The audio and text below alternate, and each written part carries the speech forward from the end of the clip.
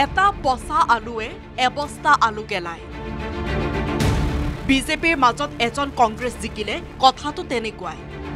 নিৰ্বাচনী প্ৰচাৰৰ মঞ্চত কংগ্ৰেছৰ বিৰুদ্ধে আক্ৰমণাত্মক মুখ্যমন্ত্ৰী হিমন্ত বিশ্ব শৰ্মা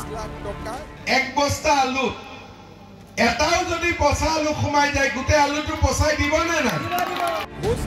চাকৰি দিম বুলি ধন লৈ কংগ্ৰেছীয়ে ডাঙৰ ঘৰ বনায় ডাঙৰ গাড়ী লয় পঞ্চায়ত নিৰ্বাচনৰ প্ৰচাৰ চলাবলৈ গৈ বিৰোধীক তীব্ৰ সমালোচনা মুখ্যমন্ত্ৰী আজি কংগ্ৰেছৰ যিমান নেতাৰ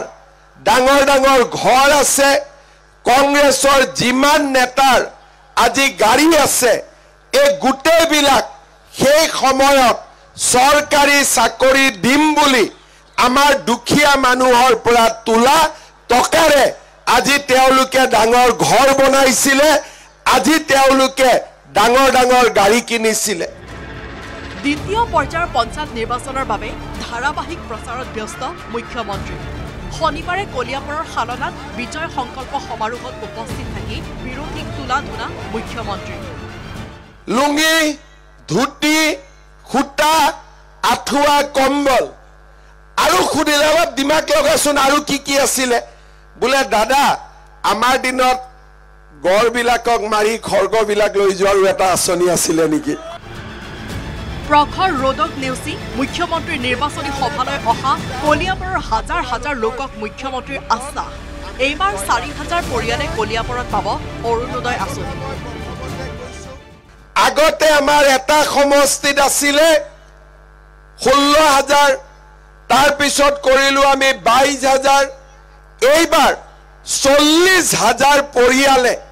কলিয়াবৰ সমষ্টিত অৰুণোদয় আঁচনি পাব আনহাতে আজাৰতো নিৰ্বাচনী প্ৰচাৰ চলাই বিৰোধীক তোলা ধুনা মুখ্যমন্ত্ৰী কংগ্ৰেছৰ দিনত আছিল সূতা কম্বলৰ ৰাজনীতি এতিয়া বিজেপিয়ে মানুহক অৰুণোদয় দি সূতা কম্বল কিনিবলৈ সমৰ্থ কৰা বুলি মন্তব্য মুখ্যমন্ত্ৰী আজি আমি সূতাও বন্ধ কৰিছো কম্বলো বন্ধ কৰিছো লুঙিও বন্ধ কৰিছো ধুতিও বন্ধ কৰিছো তাৰ জাগাত আমি অৰুণোদয় দিছো ধুতিখন লাগিলে নিজে বজাৰৰ পৰা কিনিল আমি গৈ পেলাই লাইন পাতিব নালাগে যদি সূতা কাৰোবাক লাগে তাৰ পৰা কিনিল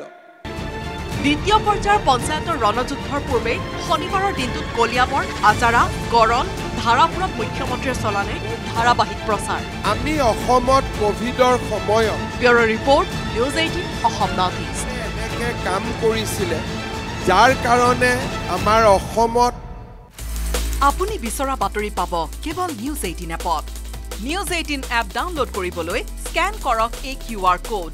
গুগল প্লে ষ্টৰতো পাব এই নিউজ 18 এপ